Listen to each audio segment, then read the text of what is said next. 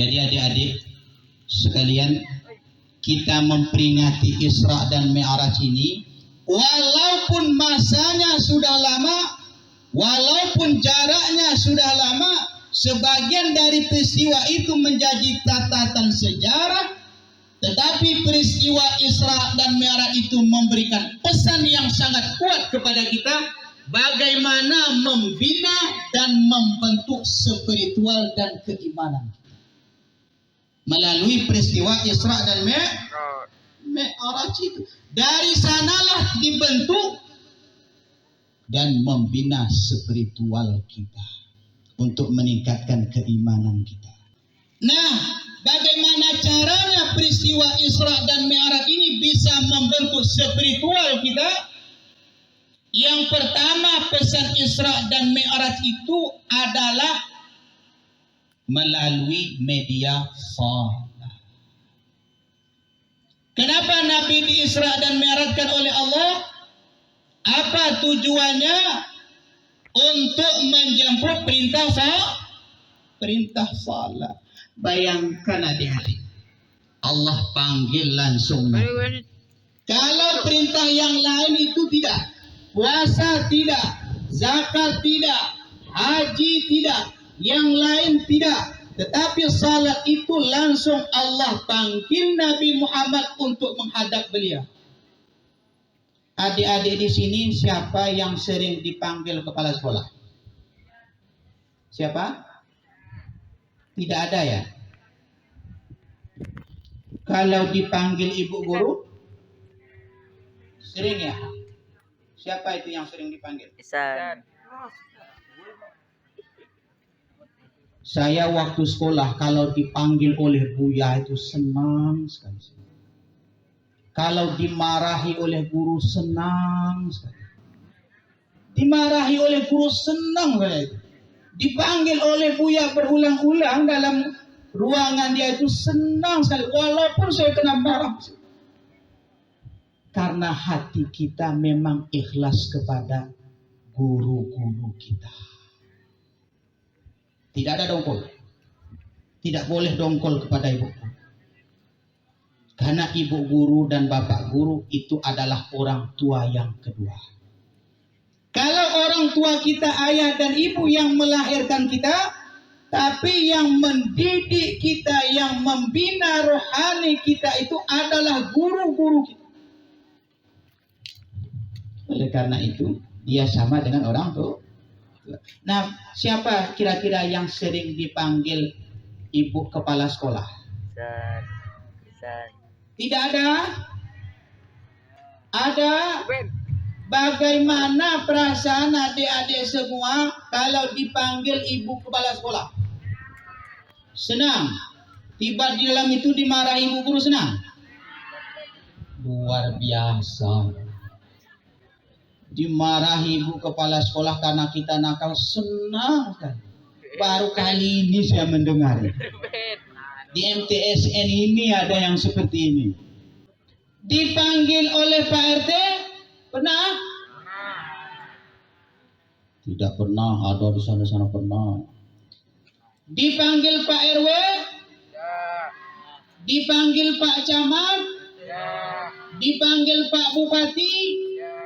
Tidak. Kalau ibu-ibu guru ini, siapa yang pernah dipanggil Pak Bupati? Dipanggil Pak Gubernur? Apalagi dipanggil oleh Pak Gubernur. Tiba-tiba datang seorang ajudan gubernur itu yang tidak kita ketahui, datang ke rumah kita. Datang ke rumah ibu guru, datang ke rumah adik-adik semua. Zaki, kamu bukalah di sana itu. Kepada anak kami Zaki, diharapkan menghadap gubernur Provinsi Riau. Bagaimana kira-kira perasaan kamu Zaki? Senang. Mungkin pengalaman itu seumur hidup kamu. Ya nak? Lantas kamu datang ke kediaman gubernur. Kamu dikawal oleh Satpol PP. Dikawal. Diarahkan gubernur. Seketika kamu menghadap gubernur itu, disediakan ruangan yang bagus, kamu berdua saja. Disediakan di sana minuman yang tidak pernah kamu lihat. Disediakan makanan ikannya yang tidak pernah kamu lihat. Dagingnya yang tidak pernah kamu rasakan. Nah, apa harapan kamu kira-kira Zaki seketika dengan bertemu dengan Pak Gubernur? Apa harapan kamu? Minta duit. Berapa? 2 juta untuk apa? Beli HP baru kata ibu guru. Nah, bayangkan kamu ini minta duit Pak Gubernur untuk beli HP karena sekolah daring. Nah, itu kamu bertemu dengan Pak Gubernur yang wewenangnya ada seprovinsi Riau. Kamu dipanggil di situ. Kamu jadi istimewa dia. Sekarang Allah memanggil kita 5 hari sekali semalam. Mau tidak datang? Allah panggil adik-adik. Allah panggil kita datang. Karena untuk itu dia panggil Nabi Muhammad. Kemari. Ini ada satu rahasia yang aku berikan kepada kamu. Tolong sampaikan kepada umat kamu. Aku memanggil dia datang 5 kali sehari. Dipanggil 5 hari sekali semalam, datang 6 hari sekali. Ya nak? Dipanggil 5 hari sekali semalam, datang setahun sekali. Ada yang tidak datang menghadap sama sekali. Seketika dia tidak datang, dia lagi yang dihadapkan. Ya nak? Orang yang meninggalkan itu kan dihadapkan dia lagi ke kiblat itu. Karena waktu hidup tak mau dia menghadap, dihadapkan dia lagi. Dipaksakan dia menghadap lagi. Kalau dia tidak menghadapkan kiblat, maka kita orang yang hidup yang berdosa. Itu fardu kifayah namanya. Bisa tidak dia melawan? Tidak lagi. Dipanggil oleh Allah 5 kali sehari semalam. Bagaimana perasaan batin itulah adik-adik semua datang. Ini yang memanggil ini lahu ma fis samawati wal ardh. Yang menguasai, yang memiliki apa-apa yang ada di langit dan apa-apa yang ada di bumi. Kalau dia memanggil pasti ada aturannya. Bagaimana aturannya? Ya berwudu dulu. Ya nak? Jangan mentang-mentang dipanggil terdengar suara azan kamu masuk ke masjid tidak berwudu lagi langsung salat kamu. Boleh tak seperti itu? Boleh tak seperti itu? Tidak. Tidak sah. Karena ada aturannya. Oleh karena itu aturannya apa? Ya bersihkan mata dulu. Bersihkan tangan dulu.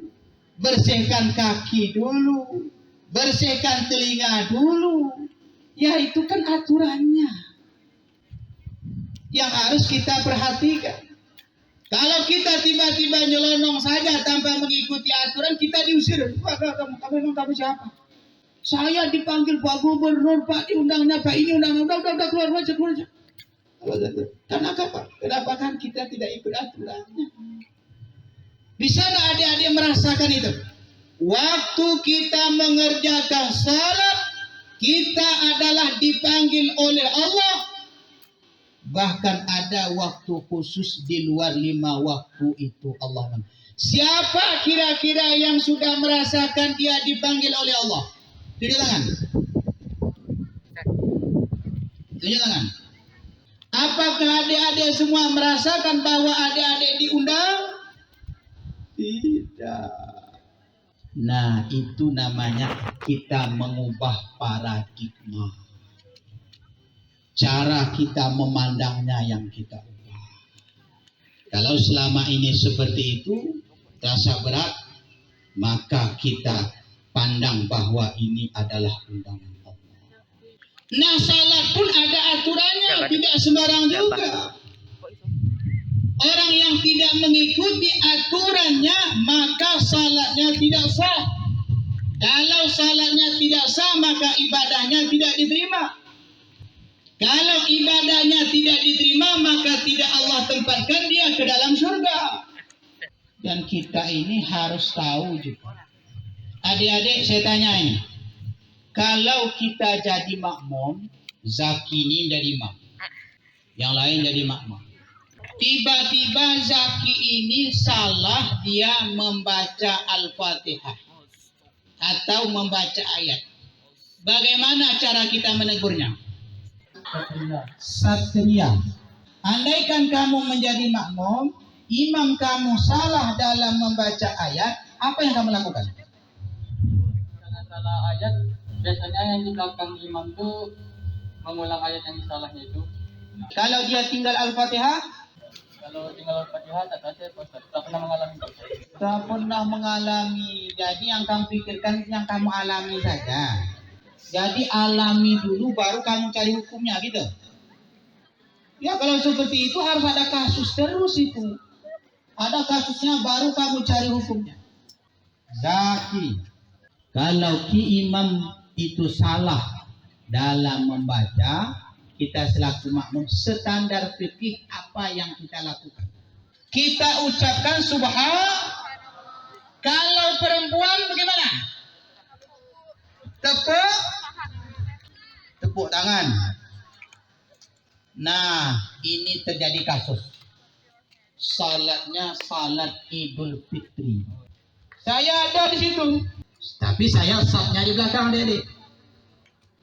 Jadi imam ini umurnya sudah cukup tua. Sekitar 70 tahun. Wah, kan umur imamnya tua. Jadi imam ini majulah ke depan. Menjadi imam salat Idul Fitri. Setelah kita membaca doa iftitah, apa yang kita baca salat Idul Fitri? Bacaan yang pertama, Subhanallah walhamdulillah wa la ilaha illallah wallahu akbar. Setelah itu apa yang dibaca? Alfa.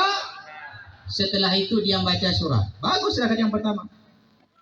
Setelah dia baca surah, di bawahnya Sabbisma rabbikal a'la. Bismillahirrahmanirrahim. Sabbisma rabbikal a'la. Selesai rakaat yang pertama. Tiba di rakaat yang kedua, dia naik lagi. Dia baca Allahu akbar, subhanallah walhamdulillah wa la ilaha illallah wallahu akbar sampai 5 kali. Bismillahirrahmanirrahim. Hal ataka hadithul ghashiyah. Apa yang tinggal? Alfa. Di makmum yang pertama ini dia mana? Subhanallah. Dia memang tadi. Mungkin dia mikir yang salah itu apa, yang lupa itu apa.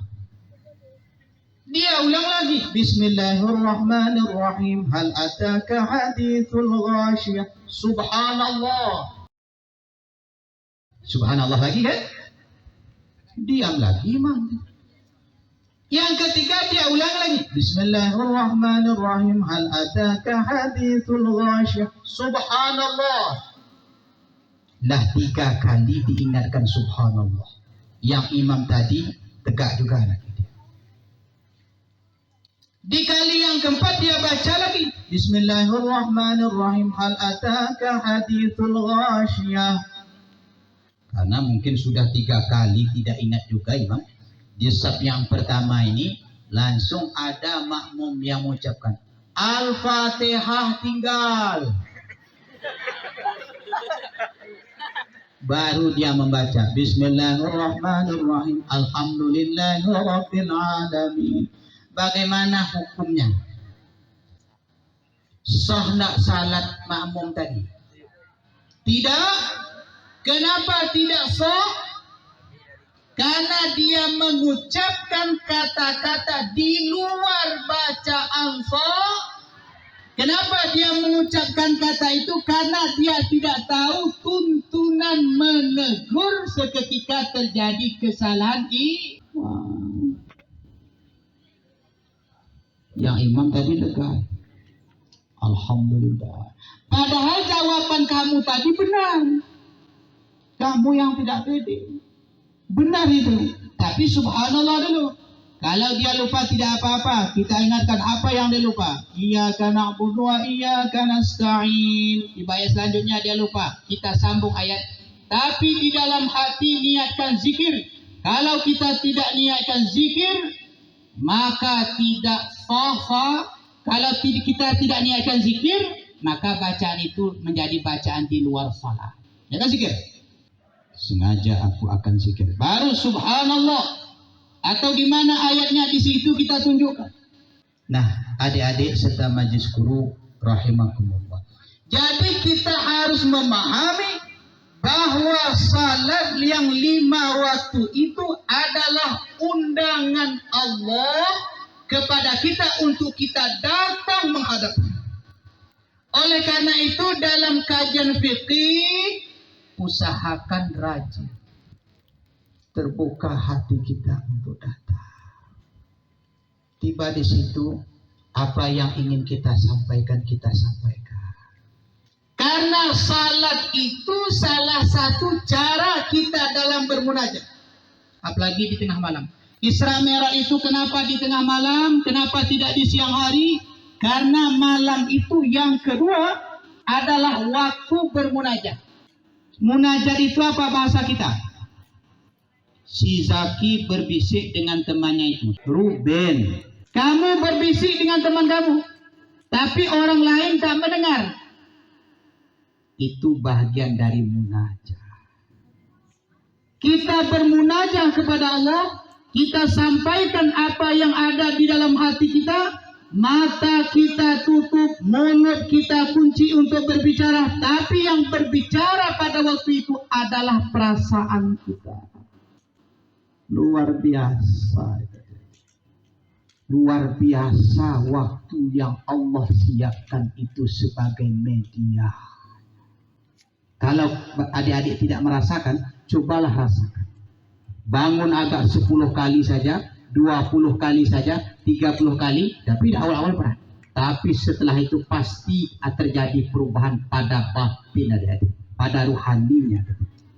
Nah, apabila sudah sampai kepada tingkatan itu, mata kita terpejam, pikiran kita melayang ke masa lalu, mulut kita kunci, hati kita berbicara, akan meluncur air mata kita.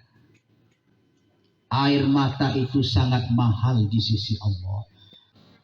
Kalaupun banyak air mata tiba di akhirat nanti, Allah perintahkan kepada malaikat, tolong kamu periksa air matanya.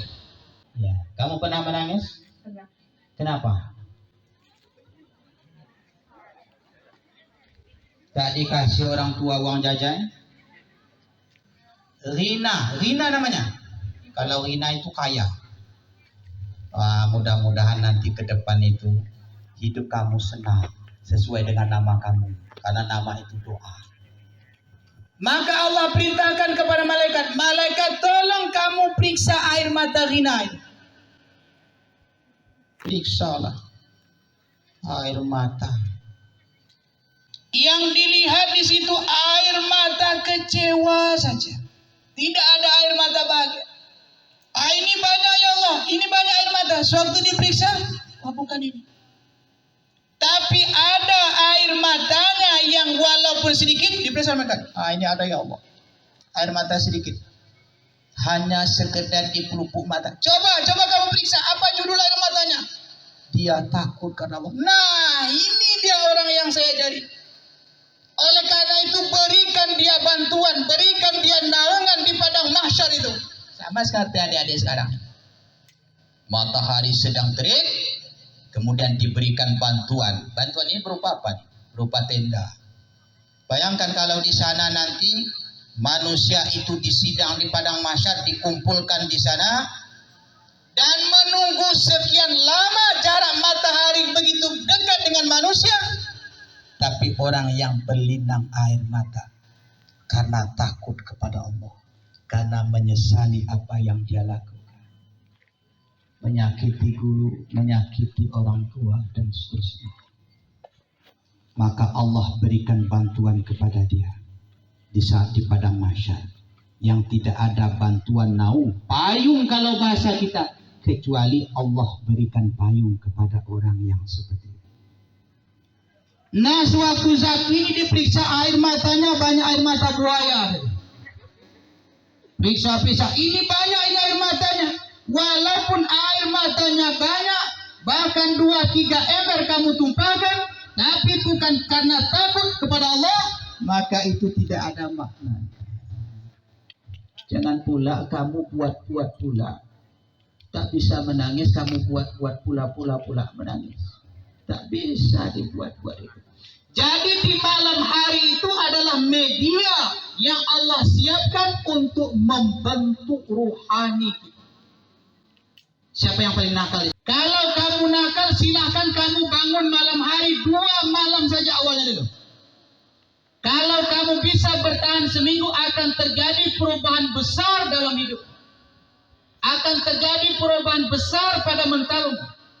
Ya, kita ada jalan lain. Jadi ibu-ibu, kalau anak-anak seperti itu suruh dia. Jadi terjadi perubahan sikap. Anda semakin tenang, jiwa Anda semakin stabil, dan seterusnya. Jadi Isra dan Mi'raj itu adalah membentuk manusia dan membina spiritual kita. Itu yang kedua. Yang ketiga itu, bacalah surah Al-Isra itu. Subhanalladzi asra bi'abdihi. Dia mengatakan Nabi Muhammad itu dengan hambanya. Tidak subhanalladzi asra bi Muhammadin. Tidak ila abdi ma yuha. Jadi di dalam surah Al-Isra itu Allah gunakan kata hambanya. Di dalam surah Al-Mi'raj juga Allah sebut hambanya, bukan dia menyebut nama Muhammad. Siapa yang bisa menjawab ini? Kenapa tak disebut nama Muhammad? Karena puncak yang paling tertinggi dari manusia ini adalah hamba Allah. Ada orang berwakaf di masjid. Wakafnya 10.000. Bilang sama pengurus masjid, jangan sebut nama saya ya, sebut saja hamba Allah. Pernah ada adik-adik dengar seperti itu? Pernah ada tertulis di masjid itu, wakaf dari hamba Allah 10.000. Tiba dia kasih bantuan 500.000, marah tak disebut namanya.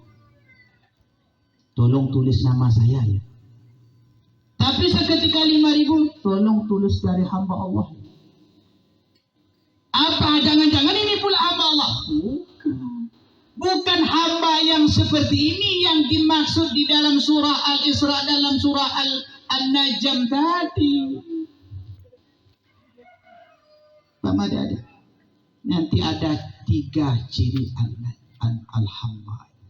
Hamba Allah inilah adik-adik sekalian, Majelis Guru, ibu-ibu MTSN 2 Endagri. Itulah nanti kalau seseorang itu sudah disebut oleh Allah sebagai hambanya, sudah diakui oleh Allah sebagai hambanya, dia rindu untuk bertemu. Ya nak? Ya nak? Di dalam surah Al-Fajr, siapa yang di sini yang hafal surah Al-Fajr? Tunjuk tangan. Siapa yang hafal surah Al-Fajr, tunjuk tangan. Tak ada. Siapa yang hafal Qul Huwallah? Semuanya nunjuk. Tiba di Al-Fajr tak ada yang nunjuk. Di ayat yang terakhir, ya ayyatuhan nafsul mutmainnah, irji'i ila rabbiki radiyatan mardiyah, fadkhuli fi ibadi wadkhuli jannati. Wahai jiwa-jiwa yang tenang, kembalilah kamu kepadaku. Itu orang yang rindu atau tak rindu? Dia rindu. Jadi kalau ada saudara kita meninggal, boleh jadi Allah rindu. Kalau dia rindu, dia diminta oleh Allah pulang. Makanya farji'i ila rabbik, pulanglah kamu. Kita punya saudara. Kita punya orang tua. Kita merantau jauh ke Jakarta, ingin mengubah nasib. Orang tua kita ditendang. Sudah bertahun-tahun kita tidak pulang mengunjungi orang tua. Tidak ada pernah mengirimi berita sedikit pun. maka kita tidak bisa membayangkan perasaan rindunya orang tua kepada anaknya. Demikian perasaan rindunya kita kepada orang tua, tetapi karena keadaan yang berbicara menyebabkan kita tidak bisa berjumpa. Pernah adik-adik merasakan rindu seperti itu? Nah, perasaan rindu itu yang datang. Oleh karena itu, manusia yang sudah diakui oleh Allah sebagai hambanya, dia sangat rindu. Pulanglah, pulanglah, pulanglah, pulang. Yang dia juga rindu kepada Allah. Oleh karena itu dalam tasawuf itu ada namanya syauq. Rindu dia. Tentu dia lepaskan batin, selimut batinnya. Nah, kalau bisa kita seluruh warga MTSN Kabupaten 2 Indragiri Hilir pada satu ketika nanti, pada satu titik nanti dalam kehidupan kita, seketika usia kita sudah maksimal, spiritual kita sudah maksimal, seketika Allah panggil kita, maka kita pun ingin pulang. Kita pun ingin pulang.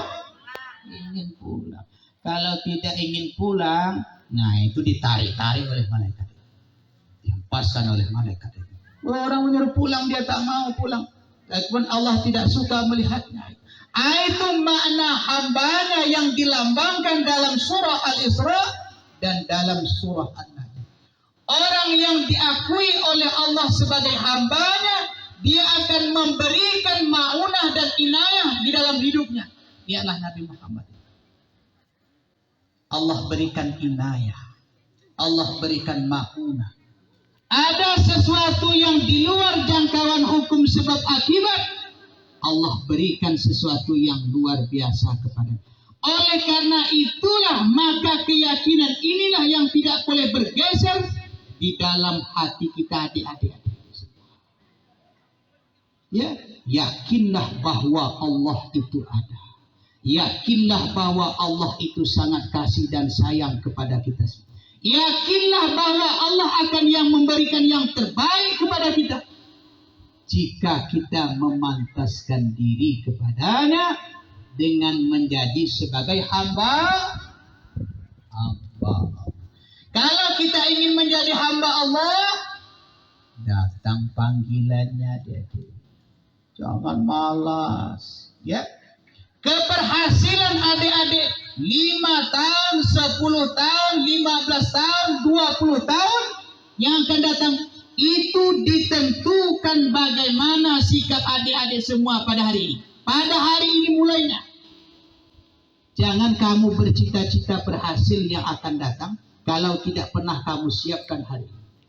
Ya kan? Dari hasil inilah kita mulai memanage. Bagaimana kita akan panen padi? Ya padi kok tidak ditanam. Bagaimana kita akan mengharapkan ada hasil kelapa? Ya kelapanya tidak ditanam. Oleh karena itu ada satu ungkapan. Al-waktu kasai, waktu seperti pedang.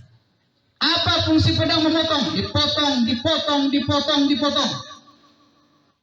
Waktulah yang akan memutuskan kamu itu jadi siapa.